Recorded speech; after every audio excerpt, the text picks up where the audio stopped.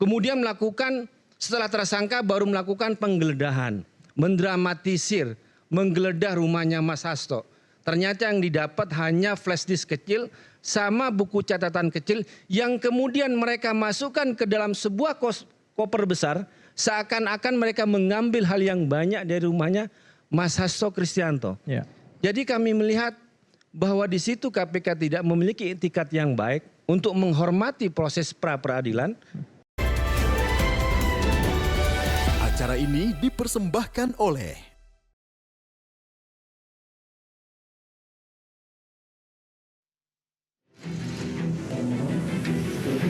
demikian sidang perkara pra-peradilan nomor 5 kita tunda pada hari Rabu tanggal 5 Januari 2025 dengan agenda memanggil kembali termohon. Demikian sidang ditutup. Kita jangan berprasangka buruk lah terhadap KPK. Mari kita hormati, mungkin mereka terlalu sibuk sehingga belum sempat hadir. Ya, pra-peradilan dikatakan oleh para penasihat hukum kami merupakan hak yang dimiliki oleh seseorang yang menyandang tersangka. Sehingga hak itu digunakan dengan sebaik-baiknya. Ya, kami akan sampaikan argumentasi hukum berdasarkan bukti yang modern.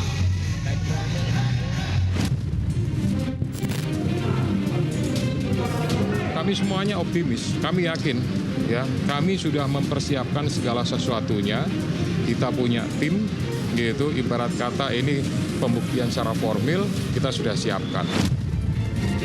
KPK meyakini bahwa proses penyidikan termasuk penetapan tersangka Saudara HK sudah prosedural, profesional, dan proporsional.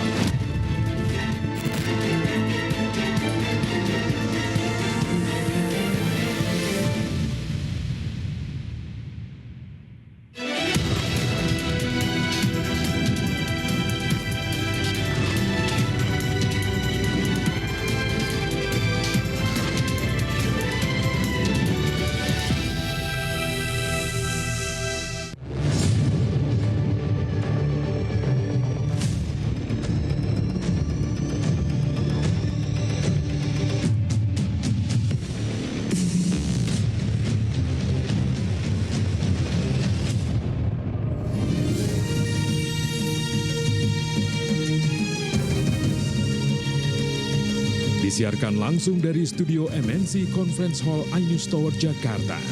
Inilah Rakyat Bersuara.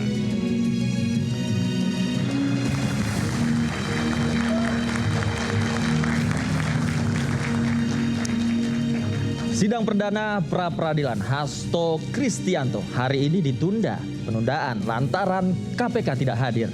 Kuasa hukum mempertanyakan bukti permulaan dalam penetapan kliennya sebagai tersangka. Sementara KPK absen karena mempersiapkan materi sidang. Namun KPK yakin telah mengantongi bukti yang cukup untuk menjerat Hasto Kristianto sebagai tersangka. Bersama saya Davi Pratama, inilah Rakyat Bersuara.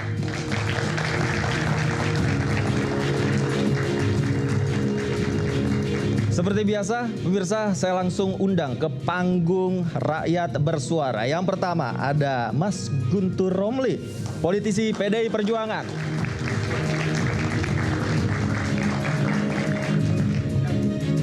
Apa kabar Mas Guntur? Silakan.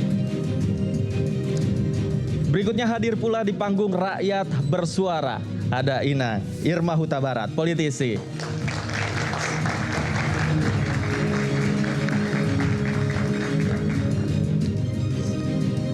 Luar biasa. Selamat malam. Kabar Mas Davi, duduk di mana saya? Baik, silakan. Terima kasih. Ya, selanjutnya pemirsa, hadir pula pengamat politik Bang Emrus Hyombing. Selamat malam, Bang Emrus.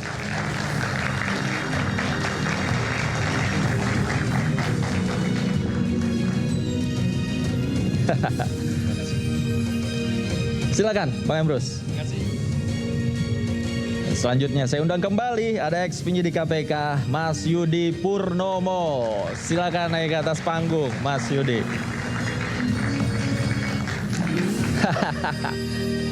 Salaman dulu. Ini Mas Yudi, mikrofonnya, senjatanya, jangan lupa. Silakan duduk. Dan berikutnya juga sudah hadir di tengah-tengah mahasiswa di floor ada Bang Martin Simanjutak. Namun sebelum itu saya panggil ke atas panggung Bang Patra Mzen, silakan. Selamat malam Bang Patra. Hampir lupa saya. Selamat malam Bang Patra. Luar biasa, sehat-sehat. Silakan duduk Bang Patra. Nanti juga akan bergabung bersama kita pemirsa Bang Martin di situ, tapi nanti kita juga akan mengundang Bang Boyamin Saiman dari Masyarakat Anti Korupsi Indonesia yang sedang dalam perjalanan. Oke. Saya ingin pertama saya ingin mengetahui apa yang terjadi dalam persidangan hari ini yang tadi ditunda. Bang Patra, saya berikan kesempatan kepada Anda untuk menceritakan tadi seperti apa.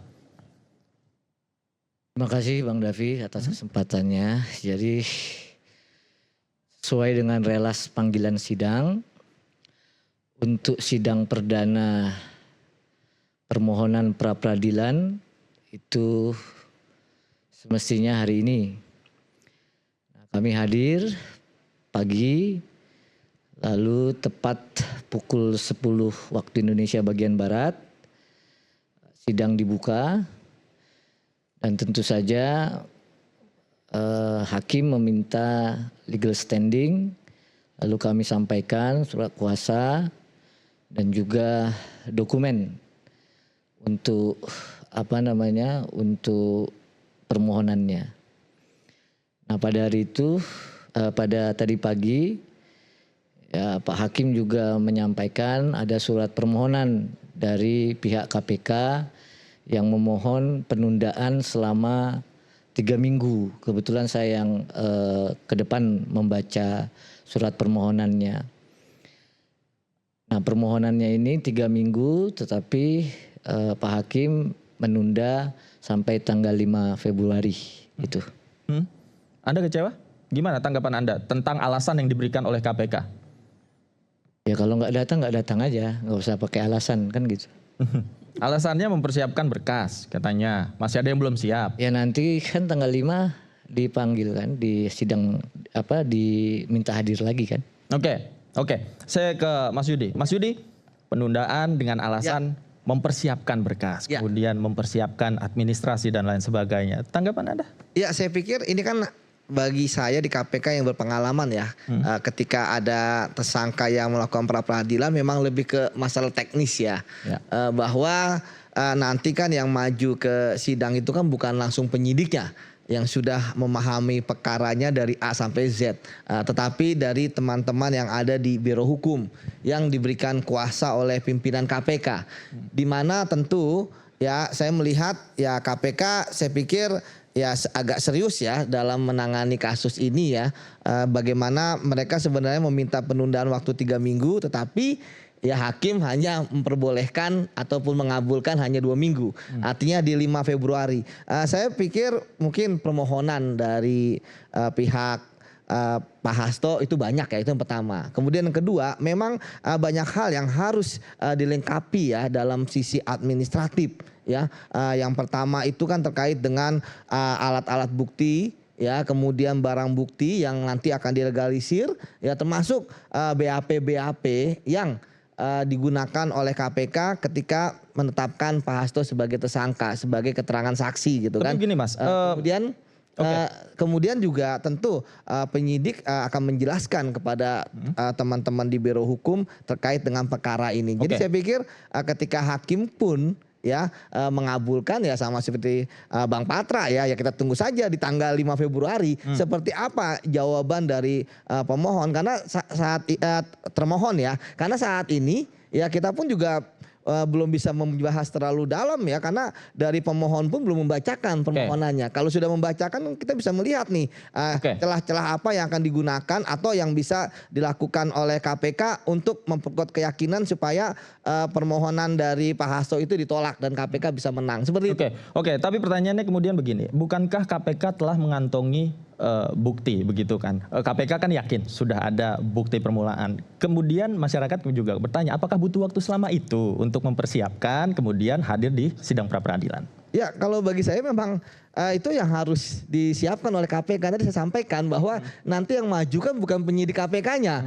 Kalau penyidik KPK-nya mudah gitu kan. Termasuk tadi saya katakan harus ada legalisir juga. Legalisir kaitannya dengan administrasi berarti? Administrasi, karena nanti akan diserahkan kepada hakim. Ya. Kan biasanya permohonan pra peradilan itu kan supaya penetapan tersangka itu kan gugur. Terkait dengan apakah KPK mempunyai dua alat bukti yang cukup. Ya. Nah nanti KPK akan membawa semua alat bukti yang mereka miliki. Ya itu yang menurut saya kan selama ini strategi KPK biasanya ya nggak semua alat bukti disampaikan di pengadilan gitu ya. Nah saya berharap bahwa untuk kali ini ya KPK harus bertarung secara sungguh-sungguh dan serius ya, semua alat bukti yang terkait dengan Pak Hasto sampaikan saja di pengadilan bahwa ini loh yang kami miliki. Karena kan pengadilan sidang pra peradilan ini kan terkait dengan formil. Ya kita berharap KPK kan belajar dari kesalahan dari kesalahan 2 kali kekalahan di pra peradilan sebelumnya. Ya, bagaimana itu menurut saya menjadi cambukan bagi KPK. Karena pernah kalah, jadi harus lebih berhati-hati, begitu. Berhati-hati dan serius. Dan serius. Itu. Oke, baik. Saya ke Gus Guntur, silakan. Tanggapan Anda ketika tadi alasan KPK belum mempersiapkan dan butuh waktu untuk mempersiapkan? Ya, terus terang kami dari PDI Perjuangan itu kecewa. Kecewa karena KPK itu tidak seperti klaim yang mereka lontarkan bahwa mereka sudah memiliki bukti yang cukup untuk mentersangkakan Sekjen PDI Perjuangan Mas Hasto Kristianto. Terus terang panggilan Pengadilan Negeri Selatan itu jam 9. Kami sudah di sana itu jam 8:30. Kemudian kami dikabarkan jam 9 bahwa ada rapat dari hakim dan kami hormati, dan persidangan itu akan dimulai jam 10. Jam 10 tepat benar dimulai, ternyata dari pihak KPK itu tidak datang. Dan mereka telah memberikan surat permohonan, tapi surat permohonan itu tidak ditembuskan kepada kami. Anda tidak tahu? Nggak ada. Kami nggak ada. Jadi kami terus terang sangat kecewa, dan kami semakin yakin bahwa klaim KPK terkait dengan alat bukti untuk mentersangkakan Mas Hasto itu benar-benar tidak cukup. Karena kalau mereka sudah yakin dengan alat bukti itu, maka semestinya mereka hadir. Dan terkesan KPK itu tidak menghormati pengadilan. Ini bagi kami ya, bagi partai politik. Karena hakim itu sudah datang, kemudian dari pemohon semuanya sudah datang, tapi dari KPK itu hanya mengirimkan surat. Jadi pengadilan itu bagi kami bukan kantor pos yang bisa menembuskan surat-surat. Seharusnya kalau bagi kami, kalau KPK punya itikat yang baik, mereka paling enggak mengirimkan utusan atau kuasa hukumnya untuk menjelaskan kenapa mereka tidak datang. Karena hakim itu sudah membuka sidang bagi kami. Dan itu resmi, sidang dibuka, pemohon juga kuasa hukumnya sudah hadir semuanya di situ. Dan kami sangat menunggu apa yang menjadi persoalan pentersangkaan kepada Sekjen PDI Perjuangan. Nah ketika KPK tidak hadir dan terkesan menghina pengadilan dengan hanya mengirimkan surat, tidak datang mengirimkan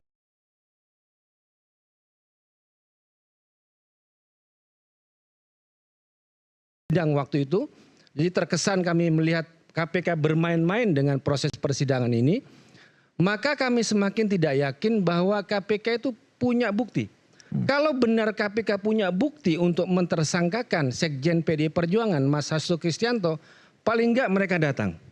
Atau memberikan alasan kenapa mereka tidak datang. Karena kami melihat jangan-jangan KPK memang tidak punya bukti. Jadi Mas Hasto itu ditersangkakan dulu, kemudian baru saksi-saksi dipanggil untuk mencari-cari yang disebut dengan bukti. Sampai saksi yang meninggal pun, ya mohon maaf, ya Komisioner KPU almarhum Firian pun juga dipanggil untuk kasus ini. Padahal sudah meninggal. Masalahnya kata teman-teman, ini KPK mau melakukan serius dengan kasus ini atau mau main jelangkung gitu loh. Karena orang sudah meninggal. Gimana kalau nanti dipanggil 2 kali? Apakah mau dipaksa, mau datang ke makamnya, itu kan? Dengan saksi yang sudah meninggal. Dan ternyata tidak hanya 1 kali. Kami baca tahun 2016 KPK juga melakukan hal yang sama. Memanggil saksi yang sudah meninggal. Tahun 2023 pun juga memanggil saksi yang sudah meninggal.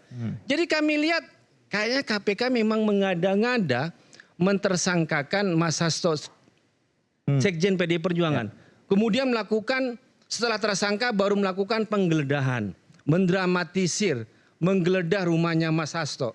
Ternyata yang didapat hanya flash disk kecil sama buku catatan kecil yang kemudian mereka masukkan ke dalam sebuah koper besar, seakan-akan mereka mengambil hal yang banyak dari rumahnya Mas Hasto Kristianto. Ya.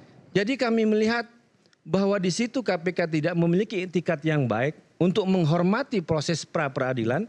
Karena ketika kami sebelum ini dikatakan, ayo dong ajukan prapit, ayo dong pra-peradilan. Ternyata setelah pra-peradilan kami mohonkan, KPK responnya seperti itu. Jadi seakan-akan kami melihat mereka tidak menghormati proses pengadilan, hanya mengirimkan surat dan suratnya tidak ditembuskan kepada kami. Dan Anda semakin ragu ya KPK punya bukti ya? Semakin ragu dan melihat KPK itu melihat pengadilan kok kayak kantor pos gitu, menembuskan surat. Itu kalau bagi kami. Itu aja. Terima kasih. Mas Yudi, silakan. Kayak kantor pos katanya ini. Mengapa tidak mengirimkan utusan yang hadir minimal di dalam persidangan, kemudian menyampaikan alasan-alasan ketika KPK tidak bisa hadir dan mengikuti pra-peradilan? Ya memang dengan surat pun kan juga tidak menjadi masalah Bang bagi hakim kan, dan hakim pun kemudian kan mengabulkan walaupun tidak sepenuhnya ya, KPK minta 3 minggu ya, tapi kan hanya 2 minggu dan kemudian ditutup. Jadi saya pikir ketika KPK tidak datang kan permasalahannya kan bukan KPK takut menghadapi ya, tapi KPK mohon waktu gitu kan Bang. Dan saya pikir kan nanti apa yang disampaikan oleh Bang Guntur itu nanti kan juga akan disampaikan oleh KPK. Memang ada yang menarik ya, saya melihat ada 2 hal yang dilakukan oleh KPK. Pertama, ya sebelum menetapkan tersangkanya Pak Hasto, tentu ada 2 alat bukti yang cukup. Kemudian pasca itu, nah sekarang apakah nanti penasihat hukum akan bermain di masalah sebelum ditetapkan sebagai tersangka, barang buktinya apa, alat buktinya apa, atau kemudian komprehensif apa saja yang dimiliki oleh KPK? Karena tidak jadi masalah Bang, ketika pasca penetapan tersangka, penyidik melakukan penggeledahan, pemeriksaan saksi dan sebagainya. Kemudian ya terkait dengan ya adanya saksi yang dipanggil ternyata sudah meninggal, ya bentuk itu kan sebuah konfirmasi yang sangat bagus gitu ya, bahwa ketika penyidik itu kan mereka melakukan pemanggilan terhadap saksi-saksi yang sebelumnya. Kemudian ketika dipanggil sudah meninggal, maka ya saya pikir itu akan menjadi suatu masukan ya bagi penyidik ya, seperti itu kan. Bagi penyidik kan yang penting kan surat panggilan sudah dilayangkan, kemudian ketika sudah meninggal dan nanti biasanya penyidik akan mendatangi keluarga untuk mendapatkan bahwa yang bersangkutan saksinya sudah meninggal. Karena ketika dipanggil tentu ada hal yang ingin diperiksa oleh penyidik Bang. Jadi ya saya pikir itu hanya administratif dan teknis saja bagi saya sih Bang. Menurut saya enggak Mas Yudi. Jadi gimana kita mau menemukan tersangka utama dalam kasus ini, yaitu Harun Masiku yang sudah buron 5 tahun. Harun Masiku tidak bisa ditemukan, Hasto Kristianto menjadi kambing hitam. Ternyata KPK pun tidak tahu bahwa saksi yang dipanggil pun itu sudah meninggal. Gimana kita mau memburu buronan yang sudah 5 tahun? Saksi yang sudah meninggal tahun 2002 pun KPK tidak tahu. Makanya kami meragukan kapasitas KPK dalam hal ini. Kemudian juga kami melihat bahwa ini lebih ke soal motif politik. Mau Kongres PDI Perjuangan, sepertinya KPK mau mengulur-ngulur waktu untuk memelihara ketegangan karena terkait Kongres PDI Perjuangan yang akan dilaksanakan pada tahun ini. Kami semakin yakin ketika KPK tidak pernah serius untuk memberikan jawaban bahwa ini adalah hak dari Mas Hasto untuk mengajukan pra-peradilan. Kemudian sedemikian rupa terkesan tidak menghormati pengadilan. Bagi kami bahwa KPK tidak memiliki bukti untuk menjadikan Hasto Kristianto sebagai tersangka. Bagi kami. Baik. Saya ke Inang Irma terkait motif politik itu. Ada dugaan bahwa penetapan Mas Hasto sebagai tersangka ada motif politik. Tanggapan Anda? Jadi sebetulnya kan kalau yang dilihat di politik itu kan di pentas depannya saja. Kita balik dulu runutkan, ini sudah 5 tahun yang lampau ya. Pada waktu itu ada kasus penyuapan terhadap Ketua KPU Wahyu Setiawan yang ingin dituduh pada waktu itu Hasto memberikan suap kepada Ketua KPU agar supaya Harun Masiku yang pada waktu itu nomor 5 di Sumatera Selatan ya sebagai caleg menjadi nomor 1 menggantikan Nasaruddin Kimas yang meninggal dunia. Ya. Seharusnya kan nomor 2 yang naik. Lalu ini menjadi aneh, kenapa yang nomor 5 dinaikkan? Ada apa? Kan pertanyaannya begitu. Kalau melihat behind the scene ya, bukan hanya teknis apa yang dibicarakan, dan saya pikir KPK dalam hal ini juga ingin mencari bukti yang lebih banyak. Karena hal ini sudah cukup lama. Lalu juga pada waktu itu KPK tahun 2020 kan masih di bawah pemerintahan yang lama. Pada waktu itu partai beliau inilah yang berkuasa saat itu. Ya. Kalau bicara soal politik ya. Karena kalau kita bicara soal logika hukum, itu tidak bisa berdiri sendiri seperti itu. Yang bicara lebih kepada logika kekuasaan akhirnya ya kan. Bagaimana orang yang nomor 5 bisa naik ke nomor 1. Dan itu ada dugaan korupsi atau suap di dalam hal itu. Nah kalau kita merunut ke arah situ, kan pertanyaannya kenapa Hasto Kristianto ingin sekali Harun Masiku untuk menjadi anggota DPR, menggantikan nomor 1 yang meninggal dunia. Sementara ada nomor 2, Rizky Aprilia. Ya. Ada nomor 2, ada nomor 3, dan ada nomor 4. Nah ini pertanyaan yang menurut saya lebih substantif kalau dari sisi politik ya. Kan Anda tahu kalau di partai politik misalkan Mas Guntur nomor 1, ya yang maju nomor 2, kalau ini meninggal dunia atau tidak bisa maka PAW-nya nomor 2 atau nomor 3. Nomor berikutnya. Yes. Nah penting sekali nih Harun Masiku ini. Sampai harus dibela oleh Sekjen PDIP sendiri. Ya kan ada apa pertanyaannya. Nah itu yang saya pikir harus diungkap karena ini menjadi gerbang. Bukan hanya persoalan seorang Sekjen PDIP ditangkap. Dulu juga pernah ada Ketua DPR RI yang ditangkap. Pra peradilan juga. Ya kan. Dan di pra peradilannya juga menang. Tapi kemudian tertangkap. Ya, jadi dalam hal politik ini ya memang ada tarik ulur kekuasaan juga. Tetapi KPK dalam hal ini saya pikir ya sudah harus menggali lagi file-file yang lama. Dan juga ditangkapnya tahun 2025.